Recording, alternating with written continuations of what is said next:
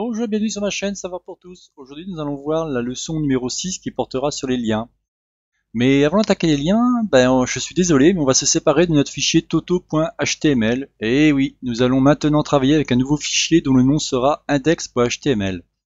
Ci-dessous, vous avez une petite image qui va en fin de compte vous expliquer comment on va faire au niveau de la hiérarchie. En fin de compte, si on travaille maintenant, on va essayer de travailler de manière professionnelle, parce qu'au début, il fallait bien travailler avec un fichier pour vous expliquer les débuts. Mais après, on va commencer à travailler de manière professionnelle. C'est-à-dire que vous aurez un fichier index.html, c'est celui que vous rencontrez très souvent, même tout le temps. Très souvent aussi, on rencontre des répertoires qui sont composés donc de différents fichiers .css que l'on verra un peu plus tard lorsqu'on attaquera la partie HTML5 et CSS3. Vous avez aussi un répertoire image, bon, vous pouvez renommer IMG, enfin ça c'est à vous de voir. Et vous avez aussi un répertoire JS qui est pour le JavaScript. Là aussi, on verra ça dans une partie, mais bien plus tard. Ensuite, les liens. L'évolution du web est due en partie à la création des liens web. La balise utilisée sera A. Nota, si vous avez regardé la vidéo de la naissance du HTML, vous comprendrez mieux la puissance des liens dans une page web. Rappelez-vous, je vous avais mis un petit lien, c'était un trailer sur YouTube où je glisse l'adresse que vous voyez en bleu. Et c'est un documentaire que j'avais pu regarder sur Netflix, qui dure à peu près 1h30 et qui vous explique vraiment la naissance du web avec ARPANET et tout ça, enfin très intéressant. Donc à vous de voir, comme je disais la dernière fois, comment vous la procurez. Ensuite, ce qu'il faut bien comprendre au niveau des liens, c'est que quand on va commencer ça, ça va vraiment nous permettre de créer tout simplement un menu, par exemple, pour pouvoir accéder d'une page à une autre, pouvoir créer des liens à l'intérieur d'une page et pouvoir créer des liens, par exemple, sur une image qui pourra s'agrandir quand on clique dessus. Donc là aussi, ci-dessous, je vous ai fait un petit dessin qui vous montre la première page web qui est composée de deux liens. Et quand on clique sur le lien 2, ça va à une nouvelle page qui est elle-même un lien 2 qui permet d'aller sur deux autres éléments. Comme vous pouvez voir, c'est infini, d'où le terme la toile du web.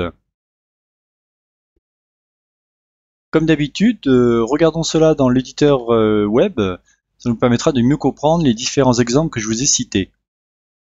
Nous voici donc dans l'éditeur Sublime Text et on va attaquer l'étape 1. L'étape 1 qui consistera à faire un lien vers une autre page. Alors, comme vous pouvez voir, tout mon texte est grisé, c'est-à-dire qu'il est commenté. J'ai fait en sorte de tout noter déjà au niveau du code afin de gagner du temps. Donc on va faire en sorte de le décommenter bien évidemment et je vais vous expliquer précisément comment ça fonctionne. Donc ici, étape numéro 1, lien vers une page. Donc ici, vous voyez, on a créé une balise. Donc on va le faire ensemble pour que vous puissiez bien comprendre ce que je fais. Donc je crée ma première balise. Vous voyez, donc là on aura, alors là je vais pas plus loin. Ici, dedans j'ai mis page HTML qui correspond à une autre page que j'ai créée préalablement, parce que sinon vous ne pourrez pas y accéder bien évidemment. Le target c'est la cible. Donc parent, ça veut dire tout simplement que vous accéderez au même endroit. C'est-à-dire que là, vous voyez, on est dans l'onglet Apprenez HTML. Quand vous cliquerez sur la page, il y aura tout simplement un rafraîchissement de votre page, mais au même endroit. Par contre, si vous marquez blanc à la place de parent, vous ouvrirez un nouvel onglet. Le title, c'est simplement l'infobulle qui apparaît souvent au niveau d'un lien. Là aussi, vous allez voir de suite quand on va actualiser.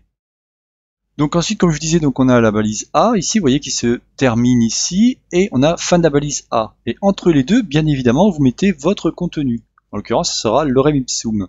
Donc si on regarde de suite, alors si on regarde de suite, on sauvegarde et ici on rafraîchit.